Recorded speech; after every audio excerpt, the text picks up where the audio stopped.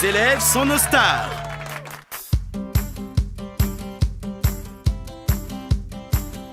J'ai commencé tout petit, à 6 ans, par faire du solfège. Donc j'ai fait 2 ans de solfège, c'est pas énorme. En parallèle, j'ai fait 1 an de piano par rapport à ça, donc en conservatoire. J'ai arrêté tout ce qui est conservatoire et piano et j'ai intégré une chorale. Donc pendant 15 ans, j'ai fait partie d'une chorale. Cette chorale, j'étais donc batteur attitré. On a même, pour la petite anecdote, fait un concert à l'Olympia avec cette même chorale, donc j'étais batteur à ce moment-là, donc c'était plutôt bien. Donc voilà, j'ai fait beaucoup de choses, beaucoup d'instruments, et c'est vrai que je voulais me remettre vraiment dans la musique, et notamment tout ce qui est musique de film, et c'est pour ça que j'ai choisi le Studio Capital, puisqu'il proposait des cours autour de ça.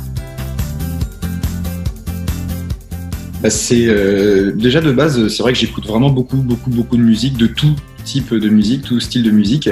Et il y a une chose qui m'a toujours vraiment surprise, c'est le fait que quand je regarde un film, quand la musique va vraiment bien avec, c'est un moment qui peut me donner des frissons, et je me suis toujours dit c'est quelque chose d'intouchable, parce que c'est très complexe, généralement il y a tout un orchestre autour et il y a beaucoup de monde. Sauf que, je sais pas, j'ai voulu commencer à regarder, à commencer à étudier tout ça. Et je trouve que c'est une bonne manière moderne, entre guillemets, d'appréhender la musique dite classique, entre guillemets, mais pour des choses qu'on aime regarder aussi. Et je trouve ça super intéressant. Et comme le Studio Capital le proposait, j'ai commencé les cours chez eux. Pour commencer, ce que j'aimerais dire, c'est que Stéphane a vraiment su s'adapter au niveau que je pouvais avoir. Donc ça a été 2-3 premiers cours où il m'a un peu jaugé, il m'a un peu challengé pour voir ce que je connaissais. On a commencé par faire des techniques de composition. Dans un premier temps, voir les différentes techniques qui existent, il y en a plusieurs. Et petit à petit, on a commencé à évoluer sur l'analyse de films, les techniques aussi pour certains films. C'est pas toutes les mêmes, bien sûr.